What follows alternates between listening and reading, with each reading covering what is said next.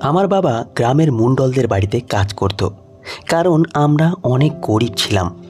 একদিন মণ্ডলের লোকেরা আমাদেরকে এসে তুলে নিয়ে গেল।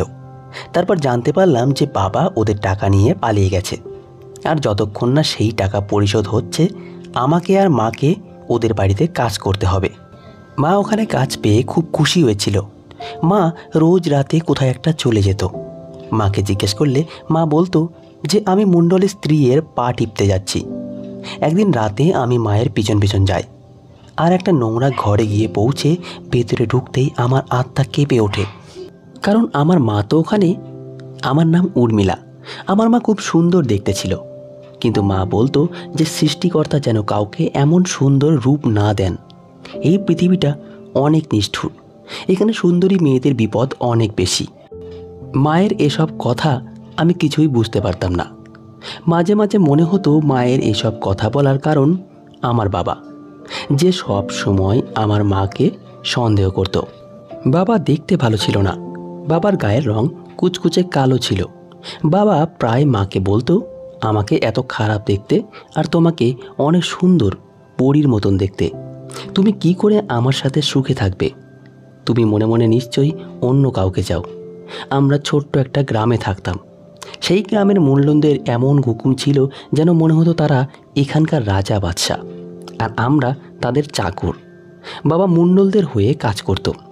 খুব একটা ভালো কাজ ছিল না, শুধু মণ্ডলের সাথে সাথে থাকতো, কিন্তু মণ্ডল বাবাকে চাকরের মতন ধমক দিত। মাও গ্রামে কাজ করত, কিন্তু সারাদিন পরিশ্রম করার পরও মা সুন্দর দেখতে ছিল। আমি ভাবতাম মা যদি ঠিক করে নিজের যত্ন নেয় তাহলে আরও কত সুন্দর হয়ে উঠতে পারবে। মায়ের খুব কম বয়সে বিয়ে হয়েছিল। মায়ের বয়স এখনও 29 হয়নি, আর আমার বয়স 14.5 বছর হয়ে গেছে। একদিন মা আর বাবার মধ্যে খুব ঝগড়া হয়। বাবা মাকে জিজ্ঞেস করে, তুমি মণ্ডলদের বাড়িতে কেন গিয়েছিলে? মা বলে, আমি ওখানে জিনিসপত্র দিতে গিয়েছিলাম, এর জন্য আমাকে পয়সা দেওয়া হয়েছে। বাবা সেই টাকাটা ছুঁড়ে ফেলে দেয় আর বলে, তোমার ওখানে যাওয়ার কোনো প্রয়োজন নেই। এরকম টাকা আমি চাই না। আমি চাই না অন্য কোনো পুরুষ মানুষের নজর তোমার উপর পড়ুক। তুমি শুধু আমার। তুমি যেই খেতে কাজ করতে যাও সেখানে শুধু মহিলারা কাজ করে, তাই আমি তোমাকে ওখানে যেতে দিই। আমি চাই না তুমি কাজের জন্য ছেলেদের আশেপাশে ঘোরাঘুরি করো। মা আমাকে বলতো, তোর বাবার খুব খারাপ মানসিকতা। তোর বাবার খুশি থাকা উচিত যে সে আমাকে স্ত্রী হিসেবে পেয়েছে। সে কখনোই আমার যোগ্য হয়ে উঠতে পারবে না। আমার মনে হয় যে মা বুঝতে পারে না বাবা তাকে কতটা ভালোবাসে। বাবা মাকে খুব ভালোবাসতো, তাই বাবা সব সময় চেষ্টা করত মাকে খারাপ ছেলেদের থেকে বাঁচিয়ে রাখতে। বাবা কাউকে মায়ের দিকে তাকাতে দিত না, আর মাকেও কারোর দিকে তাকাতে দিত না। মা বাবার এই ভালোবাসাটাকে সন্দেহ মনে করত। মা বাবাকে কোনোদিন মন থেকে ভালোবাসতে পারেনি। রাতে কোনোদিন বাবা বাড়ি না ফিরলে মা খুব খুশি হতো। মা বলতো, ভালো হয়েছে, আজ তোর বাবা বাড়ি ফেরেনি। আজ রাতে কেউ আর আমাকে বিরক্ত করবে না। একদিন একটা বড় সমস্যা হয়। সেই দিন অনেক রাত পর্যন্ত বাবা বাড়ি ফেরে না। আমার খুব চিন্তা হতে থাকে। বাইরে খুব ঝড় বৃষ্টি হচ্ছিল। আমি মাকে বারবার বলি যে বাবা কেন ফিরছে না, বাইরে খুব ঝড় বৃষ্টি হচ্ছিল। মা বলে, তোর বাবা কোনো ছোট বাচ্চা নয় যে হারিয়ে যাবে। হয়তো বৃষ্টির কারণে আটকে গিয়ে কোথাও আশ্রয় নিয়েছে। বৃষ্টি থামলেই তোর বাবা ফিরে আসবে। অনেক রাতে আমাদের দরজায় এসে কেউ কড়া নাড়ে। আমার মনে হয় যে বাবা এসেছে। আমি দৌড়ে গিয়ে দরজাটা খুলি, কিন্তু বাবা আসেনি। মণ্ডলের লোকেরা এসেছে। তারা বাড়ির ভেতরে ঢুকে জোর করে আমাদের দুজনকে তাদের সাথে নিয়ে যায়। মা খুব চেঁচামেচি করে। আমি বারবার তাদের জিজ্ঞেস করি যে আমাদেরকে কোথায় নিয়ে যাচ্ছ। তখন গ্রামের লোকজন সেখানে জড়ো হয়ে যায়, কিন্তু কারোর সাহস এত ছিল না যে মণ্ডলের লোকেদেরকে আটকাবে। তারাও আমার মতো জিজ্ঞেস করে যে আমাদেরকে ওরা কোথায় নিয়ে যাচ্ছে। তখন ওই লোকগুলো বলে, এই মেয়েটার বাবা মণ্ডলের বাড়িতে কাজ করত, সে অনেক টাকা চুরি করে পালিয়ে গেছে। এখন যতদিন না আমরা ওর বাবাকে খুঁজে পাচ্ছি আর আমাদের টাকা ফেরত পাচ্ছি, ততদিন ওরা আমাদের বাড়িতে কাজ করবে। মণ্ডলের অনেক টাকা চুরি হয়ে গেছে, তাই উনি এদেরকে দিয়ে খাটিয়ে সেই টাকা তুলতে চান। যখন সেই টাকার ক্ষতিপূরণ হয়ে যাবে তখন আমরা ওদেরকে ফেরত দিয়ে যাব। তারা আমাদেরকে মণ্ডলদের বাংলোয় নিয়ে যায়। সেখানে গিয়ে একটা ছোট্ট ঘরে আমাদেরকে থাকতে দেয় আর বলে এখন থেকে এইটাই আমাদের থাকার জায়গা। আর আজ আমাকে আর মাকে ওদের বাড়িতে কাজ করতে হবে। আমরা গরিব ছিলাম ঠিকই, কিন্তু কখনো ভাবিনি যে কারো বাড়িতে চাকরানি কাজ করব। মণ্ডল সেখানে এসে মাকে আর আমাকে একবার দেখে আর বলে তাহলে এরাই হচ্ছে ওই ডাকাতের পরিবার। আমি খুব কাঁদতে থাকি, আমাদেরকে ওরা এইভাবে অপমান করছে। আমার মা কাঁদতে কাঁদতে বলে দেখ তোর বাবা আমাদের কত বড় সমস্যায় ফেলে দিয়ে গেছে। সে টাকা চুরি করে কোথায় গেল কে জানে। যদি টাকা চুরি করে পালাতে হতো তাহলে আমাদেরকেও সঙ্গে করে নিয়ে যেতে পারতো, আমরা অন্তত এদের হাত থেকে বেঁচে যেতাম। কিন্তু তা না করে উনি নিজেই পালিয়ে গেলেন। তোর বাবা এতটা স্বার্থপর আমার জানা ছিল না। আমি মাকে বলি এখন আমরা কি করব? মা বলে কি আর করব, এরা খুব ভয়ঙ্কর লোক। আমরা যদি এখান থেকে পালিয়ে যাই তাহলে ওরা লোক দিয়ে ঠিক আমাদের খুঁজে বার করবে আর তারপর আমাদেরকে মেরেও ফেলতে পারে। তাই এরা যা বলছে তা মেনে চলাই ভালো। তোর বাবার পাপের প্রায়শ্চিত্ত তো আমাদেরকেই করতে হবে। এখন আমাদের এদের বাড়িতে কাজ করতে হবে। পরের দিন সকালে আমি আর আমার মা বাংলোয় যাই। আমরা বাড়ির ভিতর ঢুকছিলাম, তখন একটা মোটা মহিলা আমাদেরকে থামিয়ে দেয়। মনে হয় সেই এই বাড়ির ইনচার্জ, এখানে সব কাজের লোকেদেরকে দিয়ে সে কাজ করায়। এই মহিলা মাকে বলে তোমার কাজ বাড়ির ভেতরে, তুমি রান্নাঘরে কাজ করবে, বাড়ির সবার জন্য খাবার বানাবে। শুনেছি তুমি খুব ভালো রান্না করতে পারো। আর আমাকে বলে তোমার কাজ বাড়ির বাইরে, তুমি ড্রয়িং রুম পরিষ্কার করবে আর আশেপাশে যেসব বাগান আছে সেখানে কাজ করবে। তখন মা বলে দয়া করে ওকে কোনো সহজ কাজ দেবেন, বেশি কঠিন কাজ ও করতে পারবে না। তখন সেই মহিলা মাকে ধাক্কা দিয়ে সরিয়ে দেয় আর বলে যা বেরো এখান থেকে, কাজের লোকেদের এত বায়না আমার সহ্য হয় না। আমি মায়ের দিকে করুণ চোখে তাকাই। মা বলে চিন্তা করিস না, এখন আমাদের খারাপ সময় যাচ্ছে, এটা খুব তাড়াতাড়ি কেটে যাবে, আমাদেরও দিন আসবে। মা বাড়ির ভেতরে কাজ করত আর আমি বাড়ির বাইরে। আমি সারাদিন মাকে দেখতে পেতাম না, শুধু রাতের বেলায় আমার মায়ের সাথে দেখা হতো। কিন্তু রাতে আমি এতটাই ক্লান্ত হয়ে থাকতাম যে আমি মায়ের সাথে কোনো কথা না বলেই ঘুমিয়ে পড়তাম। একদিন আমি মাকে বলি আমাকে এরা খুব কঠিন কাজ দেয় মা। মা বলে আমার কাজটাও সহজ নয়, এই বাড়িতে অনেক লোকজন আর সারাদিন খাওয়া দাওয়া চলতে থাকে। সারাদিন আমাকে উনুনের সামনে বসে রান্না করতে হয়, আমার খুব কষ্ট হয়। মাকে রান্নাঘরে কাজ করতে হতো আর আমাকে বাইরে রোদে কাজ করতে হতো। আমার বাবার কথা খুব মনে পড়তো আর বাবার ওপর রাগও হতো। বাবা কি করে আমাদেরকে ফেলে রেখে দিয়ে চলে গেল। টাকা নিয়ে পালিয়ে যাওয়ার আগে একবারও ভাবলো না যে তার ফ্যামিলির কি হবে। বাবা তো খুব ভালো মানুষ ছিল, সব সময় তার স্ত্রী আর মেয়েকে আগলে রাখতো। আর আজ তারা হাজারটা পুরুষ মানুষের সামনে চাকরানির কাজ করাচ্ছে। আমরা খুব গরিব ছিলাম ঠিকই, কিন্তু কখনো ভাবিনি যে কারো বাড়িতে চাকরানি হয়ে কাজ করব। আমরা সম্মান নিয়ে বাঁচতাম, নিজেদের পরিশ্রমের টাকায় খেতাম, কারোর দয়ায় বাঁচতাম না। মাকে দিয়ে ওরা খুব খাটাতো, কিন্তু মা দেখে মনে হতো যে মা খুব সুখে আছে। হয়তো মায়ের কাজ আমার মতন অতটা কঠিন ছিল না। রান্নাঘরে এক জায়গায় দাঁড়িয়ে রান্না করতে হতো আর আমাকে তো সারাদিন দৌড়ে বেড়াতে হতো। ভারী ভারী জিনিস তুলে এখান থেকে ওখানে নিয়ে যেতে হতো। কখনো ঝাড়ু লাগাতে হতো, কখনো আবার বাগানে রোদের মধ্যে দাঁড়িয়ে গাছে জল দিতে হতো। দিনে দিনে আমার গায়ের রং খুব কালো হয়ে যায়। আর হবে নাই বা কেন, সারাদিন রোদে ঘুরে বেড়াতে হয় যে। রোদে 1 ঘন্টা কাটলেই মানুষের চামড়া কালো হয়ে যায়, আর আমি তো সারা দিন রোদে কাটতাম। রাতে আমার ঘুম পেত, কিন্তু মা বলতো যে তারা ঘুম আসছে না। হয়তো মায়ের চিন্তায় ঘুম আসে না। মা বলতো তুই শুয়ে পড়, আমার ঘুম আসছে না। রোজ রাতে আমি ঘুমিয়ে পড়ার পর হয়তো মা এক কোণায় গিয়ে শুয়ে পড়তো। কিন্তু একদিন রাতে হঠাৎ আমার ঘুম ভেঙে যায় আর আমি দেখি যে মা ঘরে নেই। এত রাতে মা কোথায় যেতে পারে? বাথরুম তো ঘরের ভেতরেই আছে, তাহলে মা বাইরে কি করতে গেছে? এমনিতেই এই বাংলোতে থাকতে আমার খুব ভয় করত। আশেপাশে কত পুরুষ মানুষ ছিল, কার মনে কি আছে বোঝা মুশকিল। আর আমার মা তো খুব সুন্দর দেখতে, বাইরে মায়ের কোনো বিপদ হলো না তো? আমার চিন্তা হতে থাকে আর আমি বসে বসে মায়ের জন্য অপেক্ষা করতে থাকি, কিন্তু মা ফেরত আসে না। অপেক্ষা করতে করতে কখন আমার চোখ লেগে যায় আমি নিজেও জানি না। তারপর যখন আমার ঘুম ভাঙে তখন আমি দেখি মা কাজে বেড়ানোর জন্য তৈরি হচ্ছে। আমি মাকে জিজ্ঞেস করি, তুমি সারা রাত কোথায় ছিলে? মা বলে, বড় বিবি আমাকে ডেকেছিল তার পা টিপে দেবার জন্য। মণ্ডলের স্ত্রী, উনি খুব খারাপ মহিলা, সারা রাত আমাকে দিয়ে পা টেপালো। এই কথা শুনে আমার চোখের জল চলে আসে। মা জিজ্ঞেস করে, তুই কাঁদছিস কেন? আমি বলি, এরা আমাদের সাথে যা ইচ্ছে তাই করছে, সারাদিন গাধার মতন খাটাচ্ছে, আর রাতে মণ্ডলের স্ত্রী আমাদেরকে দিয়ে তার পা টেপাচ্ছে। এইসব আর কতদিন চলবে মা? বাবা কোথায় চলে গেল মা? আমাদের বাবাকে খুঁজে বার করতেই হবে। তুমি তো সারাদিন বাড়ির ভেতর কাজ করো, কিন্তু আমি বাড়ির বাইরে থাকি। আমি বাবাকে খুঁজে বের করার চেষ্টা করব। মা বলে, তুই তোর বাবাকে কোথায় খুঁজবি? তোর বাবার কাছে তো কোনো ফোন নেই, আর আমাদের কাছেও ফোন নেই, তাহলে তার সাথে কি করে যোগাযোগ করবি? আমি বলি, বাবার তো গ্রামের দোকানদারের নাম্বার মুখস্থ ছিল, আমারও ওনার নাম্বারটা মুখস্থ আছে।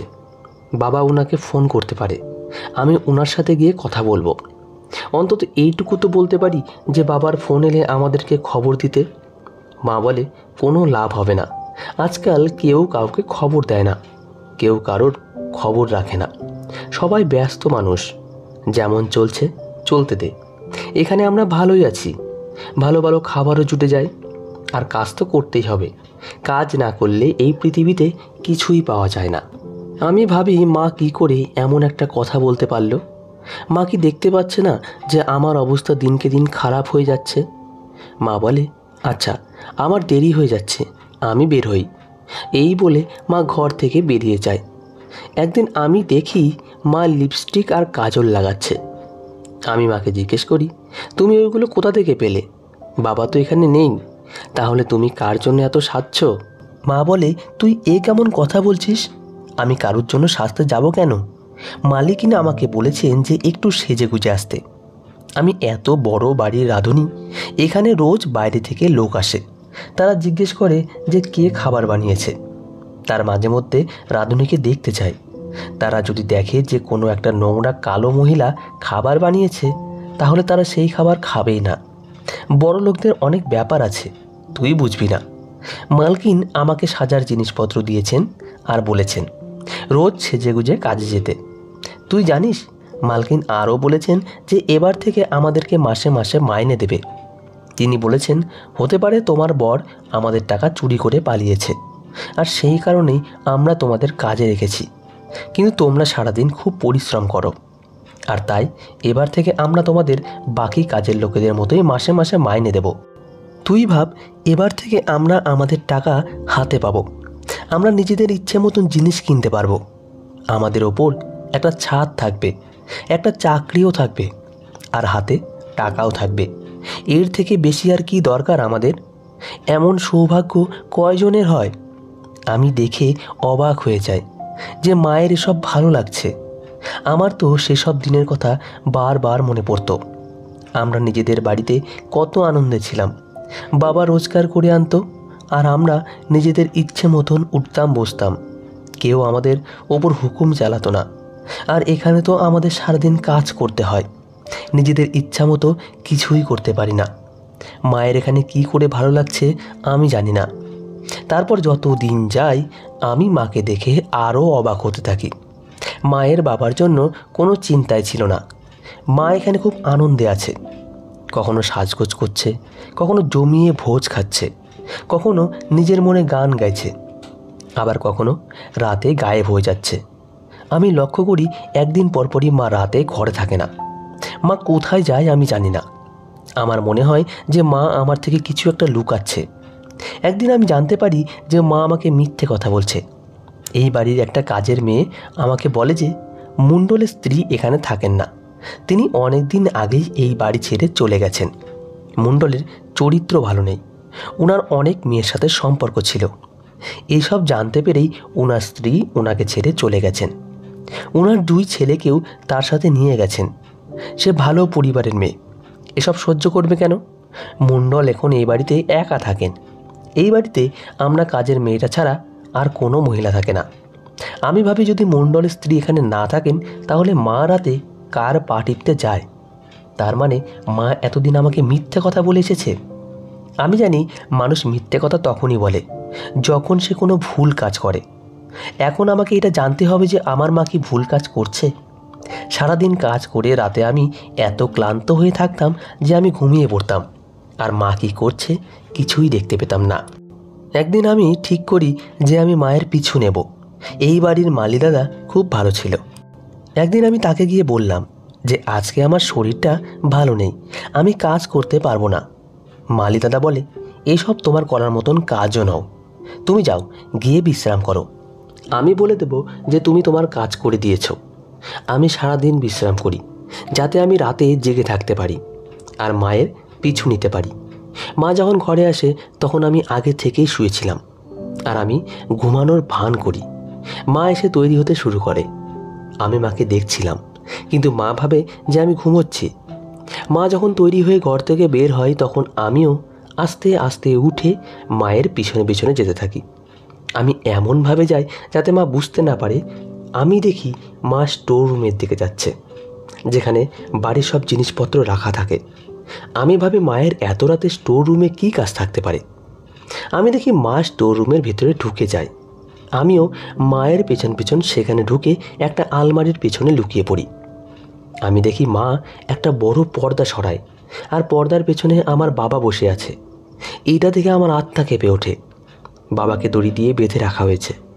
মা বলতো আমাকে কেমন দেখাচ্ছে। আমি যাচ্ছি মণ্ডলের কাছে, সে আমাকে বিয়ে করে নিয়েছে, আমি তার সাথে সুখে থাকবো। তুমি আমাকে কোনোদিনও সুখ দিতে পারোনি, তুমি এখানে বাধা থাকো। তারপর বাবা বলে, তুই একবার আমাকে খুলে দে, তারপর দেখ আমি তোকে আর মণ্ডলকে দুজনকেই মেরে ফেলবো। তুই কত বড় বেঈমান, আমি তোর জন্য কি না কি করেছি, আর তুই আমাকে গ্রামের লোকেদের কাছে চোর সাজিয়ে আমার বদনাম করে দিয়েছিস। মণ্ডলের লোকেরা আমাকে তুলে নিয়ে এসে এখানে বেঁধে রেখেছে, আর এখন তোকে বিয়ে করে ফুর্তি করছে। আমি তোদের দুজনকেই প্রাণে মেরে ফেলবো। মা বলে, মণ্ডল চাইলে তোকে 2 মিনিটে শেষ করে দিতে পারত, কিন্তু আমি ওনাকে আটকেছি। আমি বলেছি তোমাকে বন্দি করে রাখতে, কারণ তুমি যেমনই হও আমার মেয়ের বাবা। তারপর দেখি বাবা আহত বাঘের মতো ছটফট করছিল। আমার তখনও বিশ্বাস হচ্ছিল না যে বাবার সাথে এই সব কিছু মা করেছে, তাকে বদনাম করে এইভাবে আটকে রেখেছে, আর নিজে মণ্ডলকে বিয়ে করেছে। মা ওই বাড়িতে রান্না করতে যেত না, বরং মণ্ডলের সাথে সময় কাটাতে যেত। মা বাবাকে বলে, তুমি কখনোই আমার যোগ্য ছিলে না, তুমি আমার সাথে অনেক ফুর্তি করে নিয়েছো, এখন তুমি এইভাবেই জীবন কাটাবে। তোমাকে এই অবস্থায় দেখে আমার বেশ ভালো লাগে। মা ওখান থেকে চলে যায়। আমি আমার চোখের জল মুছে বাবার কাছে যাই। বাবা আমাকে দেখে অবাক হয়ে যায়। আমি কাঁদতে কাঁদতে বাবাকে সব কথা বলি। আমি বাবার বাঁধন খুলে দিই। পাশে একটা কুড়ুল পড়েছিল, বাবা সেটাকে তুলে বলে, আজ আমি ওদের দুজনকে ছাড়বো না, আজ ওদের আমার হাত থেকে কেউ বাঁচাতে পারবে না। কিন্তু আমি বাবাকে আটকে দিই আর বলি, বাবা তুমি এটা করতে পারো না, তুমি আমার মাকে প্রাণে মেরে ফেলতে পারো না। আমি জানি সে তোমার সাথে অন্যায় করেছে, তোমাকে ধোঁকা দিয়েছে, কিন্তু সে আমার মা হয়। বাবা আমি তোমার সাথে আছি, কিন্তু আমি চাই না আমার বাবাকে কেউ খুনি বলুক। চলো আমরা এখান থেকে চলে যাই, আমি তোমার সাথে যেতে চাই। বাবা আমার কথা মেনে নেয়। আমার খুব খারাপ লাগছিল যে আমাকে আমার বাবা আর মায়ের মধ্যে একজনকে ছেড়ে যেতে হচ্ছিল, কিন্তু আমি সত্যের পথে চলতে চাই, যে ঠিক তাকেই সমর্থন করতে চাই। আমার মা আমাদের সবাইকে মিথ্যে কথা বলেছে, নিজে মণ্ডলের সাথে আরামসে থাকতো, আর আমাকে বাইরে রোদের মধ্যে কাজ করতে দিয়ে ছেড়ে যেত। মা আমাকেও ভালোবাসে না, মা শুধু নিজেকেই ভালোবাসে। আমি আর বাবা ওখান থেকে চলে যাই, কিন্তু যাবার আগে বাবা গুদাম ঘরে আগুন লাগিয়ে দেয়। ওখানে অনেক জিনিসপত্র রাখা ছিল, সেগুলো সব জ্বলে পুড়ে ছাই হয়ে যায়। সেই রাতেই আমরা গ্রাম ছেড়ে চলে যাই। পরে আমরা জানতে পারি ওই গুদাম ঘরে শুধু মণ্ডলদের জিনিসপত্র রাখা ছিল না, ওখানে ইনকাম ট্যাক্স থেকে বাঁচার জন্য উনি অনেক টাকাও রাখতেন। সেই সব টাকাও জ্বলে পুড়ে ছাই হয়ে গেছে, আর মণ্ডলের অনেক ক্ষতি হয়ে গেছে। ওনার এত ক্ষতি হয়েছে যে উনি আমার মাকেও ছেড়ে দিয়েছেন। উনি বলেছেন এই মহিলা খুব অপয়া, এ আমার জীবনে আসার পর আমার এত বড় ক্ষতি হয়ে গেল। মা এখন গ্রামের রাস্তায় রাস্তায় ভিক্ষে করে। মা জানে না যে আমরা কোথায়, তাই আমাদের কাছে আসতে পারেনি। এখন আমি আর বাবা শহরে থাকি। বাবা বলেছে যে সে আমাকে লেখাপড়া শিখিয়ে শিক্ষিত করে তুলবে, তারপর আমার বিয়ে দেবে। বাবা চায় আমি একজন শিক্ষিত আর বুদ্ধিমতী মেয়ে হয়ে উঠি আর বাবার মুখ উজ্জ্বল করি। আমার মায়ের কথা খুব মনে পড়ে। মাঝে মাঝে ইচ্ছা করে মায়ের সাথে দেখা করতে যেতাম। আমি বাবাকে বলি যে মাকে ক্ষমা করে দিতে, সে আমাদের সাথে অন্যায় করেছে, কিন্তু সে আমার মা হয়। বাবা তার এক বন্ধুকে বলে মায়ের জন্য কিছু টাকা পাঠায়। বাবা বলে এর থেকে বেশি আমি আর কিচ্ছু করতে পারবো না। তোর 18 বছর বয়স হয়ে গেছে, তাই তুই এখন নিজের ইচ্ছেতে চলতে পারিস। তোর যদি মনে হয় তুই তোর মায়ের সাথে গিয়ে দেখা করবি, করতে পারিস, কিন্তু আমার মা যেটা করেছে সেটা খুবই অন্যায়। মা বাবাকে এত বড় ধোঁকা দিয়েছে শুধু এই কারণে যে মা খুব সুন্দর দেখতে ছিল। মায়ের তার রূপ নিয়ে খুব অহংকার ছিল। টাকার জন্য মা বাবাকে ঠকিয়েছে। এমন একজন মানুষের শাস্তি পাওয়াই উচিত। গল্পটি আজ এই পর্যন্তই শেষ হলো। গল্পটি যদি আপনাদের ভালো লেগে থাকে তাহলে লাইক, কমেন্ট, শেয়ার ও সাবস্ক্রাইব করে আমাদের পাশেই থাকবেন। ধন্যবাদ সবাইকে গল্পটা শোনার জন্য।